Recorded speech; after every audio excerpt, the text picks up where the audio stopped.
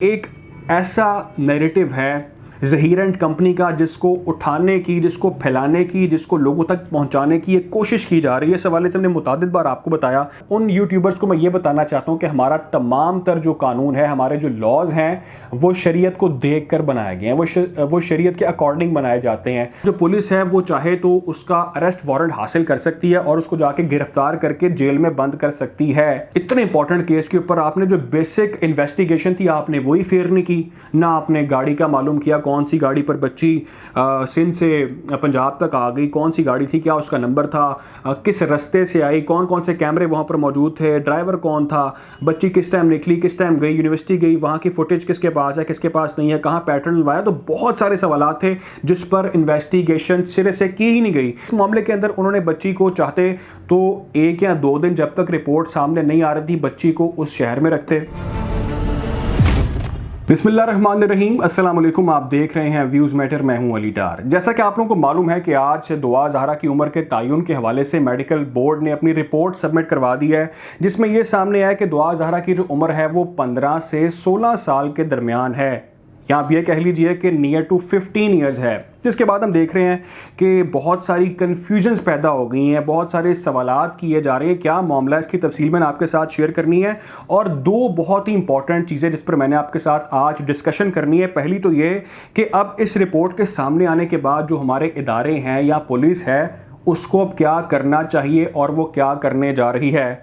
दूसरा मैंने आपके साथ ये शेयर करना है कि जो मुखालिफिन हैं मेहदी काज़मी के, यानी कि ज़हीर एंड कंपनी, वो इस वक्त क्या कर रहे हैं और क्या करने जा रहे हैं। ये तमाम तर तफसील मैं आपके साथ शेयर करता हूँ। वीडियो का आगाज़ करते हैं और पहले हम ये बात कर लेते हैं कि जो इदारे हैं हमारे, यानी कि पुलिस, उसको अब क्या करना चाहिए। दोस्तों, ये रिपोर्ट इतनी क्लियर है कि इसमें साफ ये देखा जा रहा है, ये नज़र आ रहा है कि बच्ची कमसन है, यानी कि उसकी एज 15 से 16 साल के दरमियान है।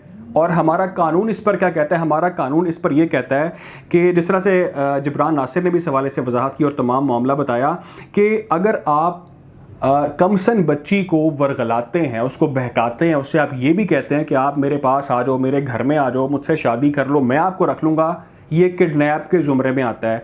और जो ज़हीर अहमद है, ज़हीर अहमद यानी कि दुआ का मुबैना शोहर, उसके ख़िलाफ़ ऑलरेडी मुकदमा दर्ज है अगवा का। उसकी उम्र के हवाले से अगर मैं आपको बताऊं तो उस लड़के की उम्र 21 साल है। और अगर हमारे कानूनी नुक्ता नज़र से आप देखें तो उसके ख़िलाफ़ ऑलरेडी केस अंडर ट्रायल है और जो पुलिस है वो चाहे तो उसका अरेस्ट वारंट हासिल कर सकती है और उसको जाके गिरफ्तार करके जेल में बंद कर सकती है, अगर हम मेरिट की बात करें।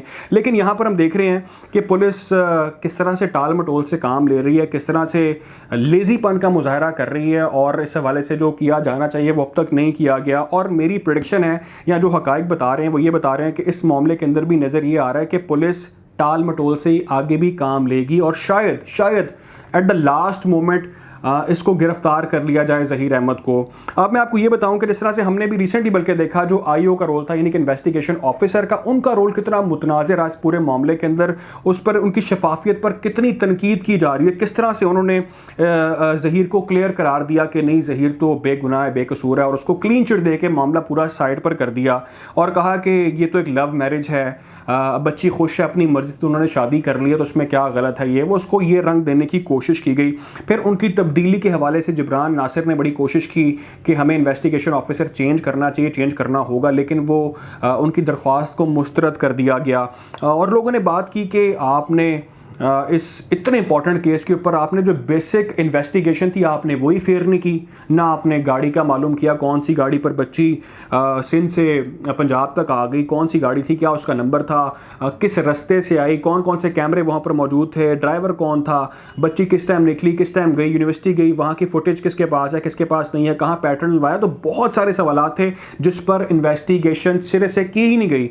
तो उनकी जो कह लीजिए इन्वेस्टिगेशन, उस पर बहुत सारे सवालात आज भी उठाए जा रहे हैं। अब एक और बहुत ही अहम मामला है, वो ये है कि मेडिकल बोर्ड के सामने बच्ची सबने देखा कि पेश हुई, लाहौर से वो गई और उसको सिंध में पेश किया गया, कराची में पेश किया गया और मेडिकल बोर्ड के सामने उसको लाया गया। लेकिन यहाँ पर जो इम्पोर्टेंट क्वेश्चन है वो ये है कि पुलिस हमने बहुत बार देखा है कि आउट ऑफ द वे जाकर बहुत सारे केसेस में अगर वो इंसाफ वाकई में दिलाना चाहते हो या अपनी ड्यूटी पूरी करना चाहते हो तो वो ऐसा करते हैं कि वो थोड़ा सा अपनी इंटरेस्ट शो करते हैं। इस मामले के अंदर उन्होंने बच्ची को चाहते तो 1 या 2 दिन जब तक रिपोर्ट सामने नहीं आ रही थी बच्ची को उस शहर में रखते, उस इलाके में रखते कि रिपोर्ट के सामने आने के बाद हम बच्ची के साथ देख लेंगे हमने क्या करना है, लेकिन उसको वापस लाहौर भेज दिया गया। इसके पीछे क्या कहानी है, क्यों भेजा गया, ये एक अलग बहस है, लेकिन बच्ची को आउट ऑफ द वे मामले को नहीं डील किया गया और बच्ची को वापस लाहौर के हवाले कर दिया गया, लाहौर पुलिस के हवाले कर दिया गया। इसमें प्रॉब्लम क्या थी कि आप बच्ची को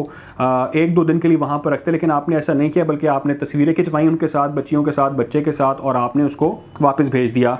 अब मैं आपको ये बता दूं कि इस वक्त 2 जगह पर महाज गर्म है, 2 जगह ये बहस चल रही है, जंग चल रही है। एक कानूनी तौर पर यानी कि जुडिशली इस मामले पर मुकाबला चल रहा है कि क्या होगा, कौन इसके अंदर सुरखरू साबित होगा, ये जंग अलग है। लेकिन एक और महाज गर्म है, वो हम देख रहे हैं कि सोशल मीडिया का जो फोरम है वहाँ पर किस तरह से कैंपेन चलाई जा रही है। मैं आपके साथ ये बड़ी इंपॉर्टेंट बात करने जा रहा हूँ क्योंकि एक ऐसा नैरेटिव है ज़हीर एंड कंपनी का जिसको उठाने की, जिसको फैलाने की, जिसको लोगों तक पहुंचाने की एक कोशिश की जा रही है। इस हवाले से हमने मुतादिद बार आपको बताया कि किस तरह से रोज़ कुछ नया सामने लेकर आया जाता है कि देखें आज इस तरह हो गया, और कभी बाप पर तनकीद की जाती है कि मेहदी काज़मी को बर्बाद किया जा रहा है, कुछ यूट्यूबर्स उनको बर्बाद कर रहे हैं और वो गलत रास्ते पर चल रहे हैं, शायद वही बड़े ही ख़राब शख्स हैं। या कभी ये कहा जाता है कि दुआ ज़हरा तो मर्ज़ी से आई है, वो बच्ची है, वो खुश है और हम उसका साथ दे रहे हैं। तो ये मुतनाज़िर बयान तो आपने देखे हैं, लेकिन अब आप ये देखें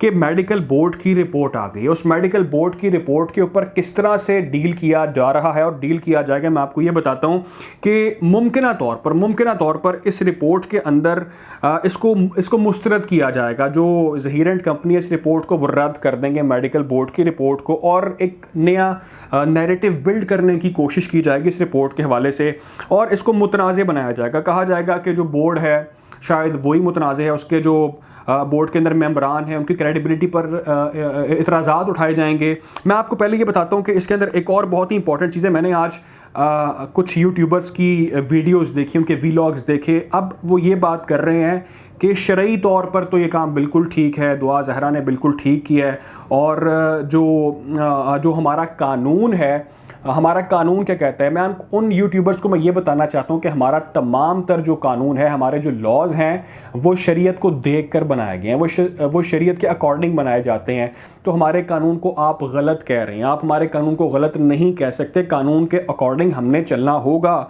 और उस पूरी वीडियो का जो एक ख़ास हमारी एक व्लॉगर हैं जिन पर आप लोग बहुत तनकीद कर रहे हैं, उन्होंने इस पूरी वीडियो को जो क्रक्स निकाला वो ये निकाला कि जो हो गया वो हो गया, होया रहने दें, आप इसको अब इस तरह ही चलने दें। मैं आपको ये बता दूं, जो मेडिकल बोर्ड की रिपोर्ट सामने है उसमें 3 इंपॉर्टेंट चीज़ें हैं, 3 तरह के टेस्ट हैं। पहले मैं आपको ये बता दूं कि एक जो फिजिकल टेस्ट किया गया, एग्जामिनेशन की गई, उसके अंदर ये सामने आया कि बच्ची की एज 14 से 15 साल के दरमियान है। जो OPG एग्जामिनेशन है यानी कि डेंटल एग्जामिनेशन, जबड़े का स्कैन जो किया जाता है, उसका जो जायज़ा लिया जाता है, जो टेस्ट किए जाते हैं, उसके अकॉर्डिंग बच्चे की एज 13 से 15 ईयर्स है। दुआ ज़हरा की एज 13 से 15 साल के दरमियान है डेंटल टेस्ट के अकॉर्डिंग। अब तीसरा जो टेस्ट है वो है रेडियोलॉजिकल एग्जामिनेशन। इसमें यह कहा जा रहा है कि बच्ची की उम्र, दुआ ज़हरा की उम्र यानी कि 16 से 17 साल के दरमियान हो सकती है, और इसका जो कंक्लूजन निकाला गया है वो ये निकाला गया है कि बच्ची की एज 15 से 16 साल के दरमियान है और नियर टू 15 है। ये बोर्ड की फाइंडिंग है, ये सबसे बड़े बोर्ड की फाइंडिंग है। अब इसमें से जो मतलब की चीज़ है, 16 से 17 साल के दरमियान बच्ची की एज है, उस एक चीज़ को पिक करने की कोशिश की जा रही है कुछ यूट्यूबर्स की जानिब से, और उसको बयानिया बनाने की कोशिश की जा रही है कि देखें बच्ची तो 16 से 17 साल का मतलब यह है कि आप 1 साल उम्र बढ़ा लें। जिस तरह से जिब्रान नासिर ने भी कहा कि बच्ची को 15 साल के आसपास बताया जा रहा है, यानी कि 1 साल ज़्यादा ही बताया जाता है, तो बच्ची की उम्र 14 के आसपास होगी। और इसमें हम ये देख रहे हैं कि ये कहा जा रहा है कि बच्ची एज 16 से 17 साल के दरमियान है, यानी कि बच्ची 18 साल के आसपास है। तो इस चीज़ को आगे लेकर चलने की कोशिश की जा रही है। मैं आपको ये बता दूं कि अब मामला इतना सिंपल नहीं है, क्योंकि अब लीगल बैटल चल रही है। अब दुआ ज़हरा के साथ जो ज़हीरेंट कंपनी है वो क्या करेंगे। कुछ ख़बरें ये हैं, कुछ सोर्सेज ये बता रहे हैं कि खुदा न खास्ता कुछ सेंसिटिव काम भी किया जा सकता है, यानी कि शायद दुआ ज़ारा को मंजर से गायब कर देना, उसको पेश ना करना।